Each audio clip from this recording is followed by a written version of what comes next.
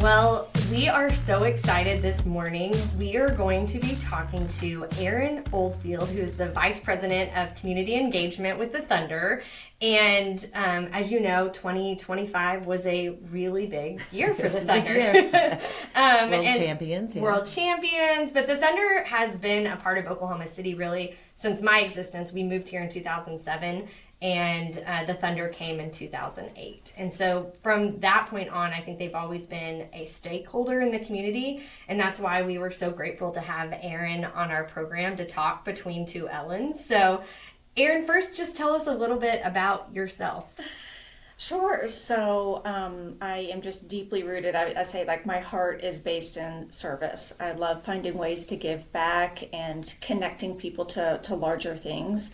So, I mean, I guess really I moved to Oklahoma as a kid. I was born in New York and moved here and went to school here. I graduated from UCO, have a little bit of a twisted pathway to sports. I worked in nonprofits and worked in arts education and museum education specifically for many years.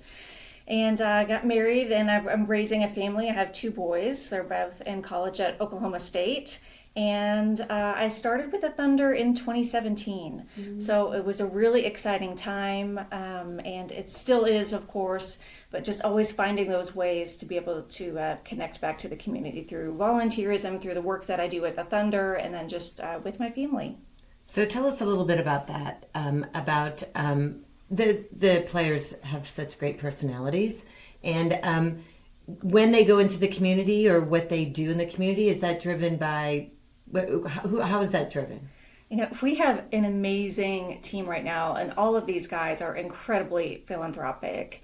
And so our role is we sometimes help identify agencies or, community partners for them to work with. They may have, specific interests, like foster kids, for example. And so then we leverage the partnerships that we have and help make those connections. And I'll say, like, Chet Holmgren is an example. We connected him with Citizens Caring for Children. Mm-hmm. And he has hosted a family Thanksgiving for several years now and has really been deep-rooted in building that relationship. And he has other organizations that he works with. And some players come and they might have an organization in mind. Isaiah Hardenstein, for example, hit the ground running when he got here and immediately had connected with Positive Tomorrows. Mm. And that is one of his strongest relationships in Boys and Girls Club. And there are many players who are building, these relationships with nonprofits, because I think we all know that, our nonprofit partners are the backbone of our community. And finding ways to continue to highlight and amplify the work that they're doing is just critical to our success. And we're in the middle of Holiday Assist right now. Mm-hmm. And we, all of the players, it's great. They're all wanting to do something, which is fantastic. So we try to find some ways to share the love a little bit, to give each player to feel like they individually kind of support one group or partner or area of interest. So I think sometimes maybe it's a challenge in finding enough love to go around. Mm. So one of the things, is I've been visiting a lot of nonprofits, and the mark of Thunder is everywhere. It really is. It's like, through the donation of this room and, through a donation of a field, whatever it is, it's like the Thunder mark is constantly present. And so how does the Thunder organization decide how they're going to invest with nonprofits? Well, we have to be really good partners in listening. And that is something in building those relationships. And we really have taken a focus really in the last couple of years to go deeper rather than wider, which is kind of a difficult thing to do. But really we start with listening. And so we have a lot of partners that tell us what their needs are ahead of the season as we're busy working behind the scenes, mapping things out. It could be something that we have in mind for a couple of seasons. We might know that Boys and Girls Club, for example, might be working on a critical project, and we'll have plans made to sort of jump in and work on this room renovation. And some are just through smaller, quiet conversations that happen sometimes through text messages or emails. I'll hear from folks and partners saying, here's what our needs are, and we try to find a way to jump in and help fill those critical gaps. The history in Oklahoma City, mm-hmm. And the people. I was just at my Rotary Club and introducing new members. at the orientation, and they were all talking about the people. Every time they meet people in the community, and our history is so rich, and Oklahoma Standard comes up quite a bit. Tell us a little bit about, and I know we had talked about this, but it just popped in my head to talk about it again. Carrie Watkins introduces any new player or members to visit the memorial. Can you tell us a little bit about that and maybe how it got started and how really I think so important for our community and for them to see who we are in Oklahoma City? It's so funny. We were just having a conversation the other day with someone, kind of like, what came first? Would the museum be as successful as it is without the Thunder? Could the Thunder be the Thunder without the museum? Oh, wow. And it was just a really kind of interesting thing to contemplate. And we can't go back in time and undo any of those things. But the great thing about the relationship we have is the fabric that we've woven together. And we were trying to pinpoint really where that relationship started, and nobody could actually figure it out. I think it just seems so natural. We have a really, really close relationship. Carrie's got us all by text and email if she needs something. She's the CEO and president of the memorial. Yeah, she it absolutely incredible work. But this city, and mentioning the Oklahoma Standard, you can't untangle yourselves from that. So the best thing that we can do is absolutely come beside them and walk beside them. And we've worked on a number of things, some which are very high level, like our city jersey. That was the memorial theme, the gray jerseys with the gates of time on the shorts. Every player who comes to this market goes through and gets the tour. And that is really important to understanding who we are. Community is central to what we do. It is just so critical to have that understanding. Here is why we play, to honor and kindness. And we've laid wreaths. We've highlighted first responders. We have deep roots and partnerships with the Memorial Museum. So obviously one of the big things that happened this year was the championship. So just take us through kind of what that was like for you being with the Thunder since 2017. Elevated purpose, elevated mission. For our team on the community side, we're like, we are going to absolutely use this. We have all these eyes on OKC. We're going to continue to find ways to give back because we have all these eyes on us. And while this ride is so extraordinary, we really say we're out there working 365 days a week, whether or not we're bigger than basketball, but having that elevated eyes on us is certainly exciting. When I think just for all of our staff, we just felt we were filled with so much gratitude. And I think of that day of the parade, and I don't know, it just exceeded any expectation that I might have had. We were all kind of talking about what might the numbers be? What is this going to look like? And I was lucky enough to have my family with me, my boys and my husband. And, we're in this motorcade going around to where the parade started, and they filtered us into these trucks. And there were some people there. And then once we started rolling, I just could not believe the absolute, I don't know, excitement doesn't even begin till it's not even a good word for the feeling that was happening. It was absolutely the wildest thing I've ever seen. And just waving to everyone. And I was like, these people don't care about us. They're like, they want to wave to the player. No, everybody was wanting to wave to anybody who was in the parade. And it was just, what an extraordinary time for our city. What a great parade. That day was so, you could just feel it, that Oklahoma spirit or whatever. Everyone was just so supportive, which brings me a little bit to the team. Having them work together so well, that you can really see that they like each other, and there is that kindness and, that support and respect for each other, which in our world, that's the way we like to work as well. Do you feel that with the rest of the staff, and then does it continue down to everyone who works there as well? I think absolutely. I think that's been a big part of our success are the people that we hire, the players that are on the team. We all have our job to do, but we are highly collaborative. We have to be. And we're very respectful of one another because we spend so much time together. Yeah. I mean, there is work and there is work. We work long, crazy hours. We joke at my house sometimes. I spend more time on occasion with, the folks that I work with than I do at home. And so it's just absolutely critical to have the right people in place. And it really is family. I notice that on day one. I think there's a lot of people who say, like, my door is always open. And the Thunder truly means that. I mean, this team, Clay Bennett brought this team here with community in mind. Community's in our mission statement for the Thunder, developing community leaders.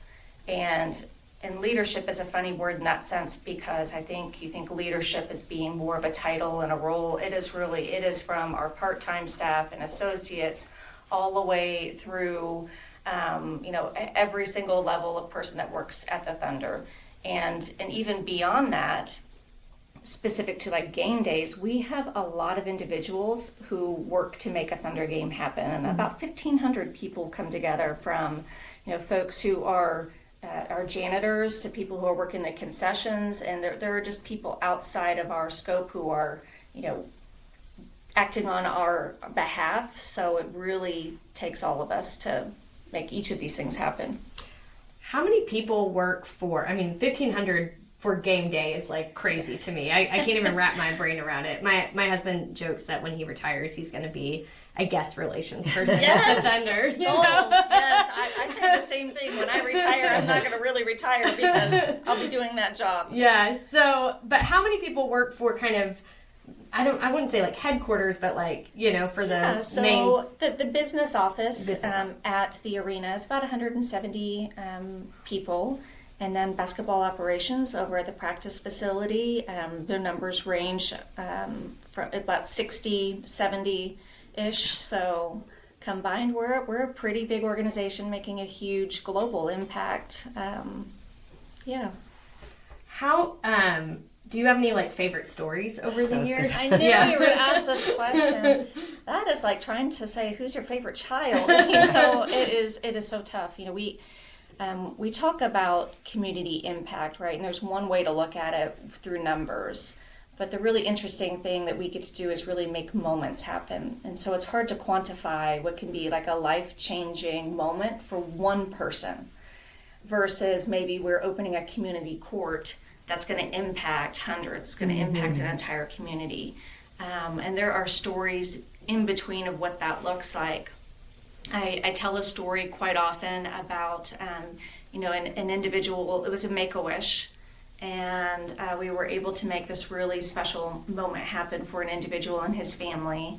And then all the way to the community court we built in Boise City, which is in the Panhandle, 5.5 hours, one direction. Oh my gosh. And I love telling that story because even though it was, years ago, we each at the dedication, everybody kind of takes a few moments to share a few words. And she had commented, it was these women, who were fundraising basically to make their community better. And she was like, we've applied for grants and we always get the response that you're out of our area. And she's like, but not to the Thunder. And it just like the crowd went wild. I just got like goosebumps in that moment. And I think, being the Oklahoma City Thunder is really special. But we're really able to come in and sort of unite the state. I mean, we all know that we had been sort of that college football, divided by two. And we were really able to come in and everyone can rally behind the Thunder, which is exciting, that we do have this statewide reach and impact. So for all of our education programs, all of these player appearances and events that take place, and those community courts are a really big piece of that puzzle. One of my favorite times on the Capitol this year, in my first year, is that when the team was in the playoffs, that was, it's a big OU OSU like fight on the Capitol. When the pages come, it's like if they say whichever team, I'm indifferent, but like, wah! But I miss out on this opportunity. And so that was when we were in the playoffs, I would yell "Go Thunder" or different, and it felt like we were united. Yeah. And there's something like powerful that I think sports brings to communities to rally behind something that everybody believes in. That's not political. That's not it's just in good nature, fun, and belief in a bigger thing that we all can agree on. I love that. We say that we have a unique opportunity to bring people together. That's what we do best. You may not. All of those things you just mentioned, you could just kind of set all that aside, and whether you are in the arena watching the game, or maybe you're at a bar, or you're at a friend's house, everybody can kind of come together and rally behind their favorite team. I was in Chicago with my siblings during one of the playoffs, and everyone was against the Thunder except all four of us, the three of us that were sitting there, and my sister-in-law was there too. But it was just incredible. We ended up winning, but they were all like, "Leave," and it's one of those things that the idea of Oklahoma, and then even Oklahoma City, people have this different idea about who we are, and I'm so happy that now people are getting on that Oklahoma City idea that we are the kind, great people. The iconic photo, I think, of the year that just encapsulates everything about it is Shay. Wins. Yep.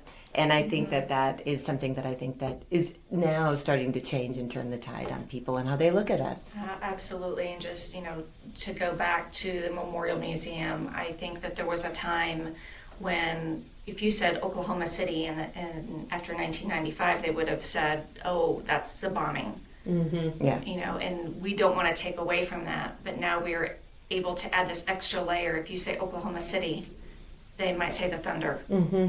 And so I know Carrie has spoken about that, and we have looked at what that looks like also, that we're able to kind of combine and look at those things. And, I think having the playoffs, obviously, in the finals, all those people who were here and were able to, experience the Oklahoma standard, I know that they had to leave and go back and say, gosh, we so much feedback that we heard is they were so nice. Everybody was so nice. And we are this big league city, and that is really exciting. They're just figuring it out. Not only big league basketball, getting the Olympics here and all that. So such an exciting time. It's such an exciting time that, not that people look down in Oklahoma City, I just don't think that they knew what we had. And so, especially having a team that's so great, watching them play, how they work together, does say a lot about our city and state. Absolutely. One other thing that during the playoffs that I really loved was that we did have free activities for those who couldn't get into to go to the game beforehand. And we went down a couple of times. You had free tattoos, you had free face painting. Yeah. They were like haircuts. Yeah. And I remember I was with one of my friends who had students who were there, and I kind of just teared up with we would love to have every person, be able to attend a game. But if we can't get everybody in that, how do we build that? And has that always been a part of playoff history, is to have an outside, or is that unique to Oklahoma, or do you know? I think it's evolved over time out of necessity and out of just, again, being a listener and seeing what our fans want and just trying to connect, giving everybody the opportunity to connect to the brand. It just seems like a really natural evolution for us of what those activations have looked like. And we, are very intentional and authentic in the way that we're planning and executing all of these plans. And it just, around that time, it just seemed so natural for us to plan all of those activities. And yeah, there were some pretty crazy haircuts. I really wanted my boys to do it. I was like, Dad! Do other teams do that, or do you know, to that extent? I think there are a few. Yeah. There are a lot of teams who do a lot of things, but I would say we're really unique in how authentic, that we are not out to check the box, that we are being actively engaged and listening part of the process. As we're wrapping up our big holiday assist, which is our biggest ever, I've always kind of what are other teams doing? I'm like, they had 8 holiday events. We're coming up on 45 holiday events. Oh my gosh. And that is really, for us, that's Thanksgiving really through Christmas. And that is a number of our all-team events, player appearances, Today is actually, we have 12 days of giving, and so we visit 12 different nonprofit agencies and bring them $1,000 worth of goods. And today is the last visit. It has just been so much fun. And well, thank you for coming. You're Yeah. probably exhausted and need a nap. Is there anything that you think would surprise people about the work that you do, or what the Thunder, we kind of, the photos and videos always turn out great. I don't think anybody understands the depth of work that it takes behind the scenes, not just on the community work, but nobody is seeing us doing all the shopping, loading up the carts, dragging the stuff in and out of the vans and the carts, and all that behind the scenes work that happens, which we're grateful to do. I think that's what's surprising, and then just the Thunder in general. I think one of the things that I never contemplated when I got to the Thunder was the game behind the scenes of this game log, and minute by minute how everything is planned from when the lights go on. I was just like, I never really understood that from a game perspective, which was I thought was pretty incredible. The hero of the game. Yes. One of my friends from Leadership Oklahoma was chosen, and so this is I'm in Leadership Oklahoma right now. So when he said that, he was kind of shy. When he said he was going to do it, he was like, just letting you know, and we were just like, yes, we got to support him, awesome.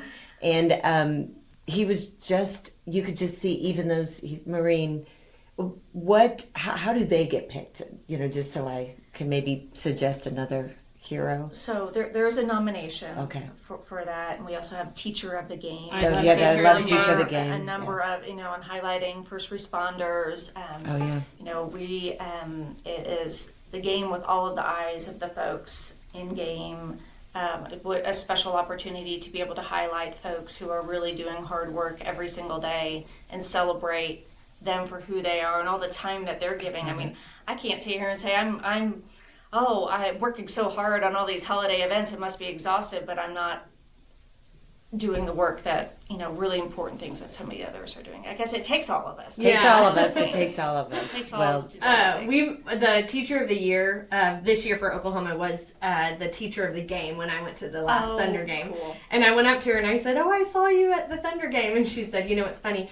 She won Teacher of the Year for the Oklahoma State. And she said she came back from the Thunder game and her kids were like, you were the teacher. No, but she was like, I was trying to explain to him, like, that's a big deal, but it's a really big deal that I got this. And she said the kids were, like, indifferent. See, and I think that just speaks to the power of the brand. Mm-hmm. We are able to be a megaphone to really amplify the stories like no other. Yeah. I mean, it is a global brand, so when we're able to, for my team, if that is doing this 12 days or if we're taking a player somewhere, it's going to have visibility. One of the things we hear from nonprofits a lot is, gosh, we just have a problem with reach and visibility, and we're able to come beside them and do, host an event or giving back, and then we're able to tell that story, which just goes far beyond what they might be capable of.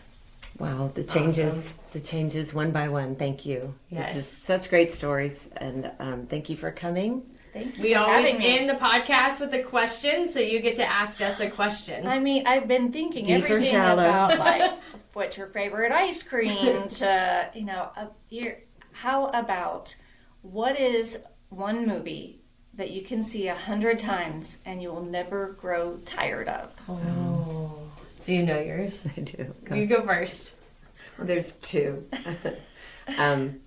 Barefoot in the Park. I just love that. You guys probably haven't even seen it. Oh my gosh, with Jane Fonda and I just forgot his name. He just passed away.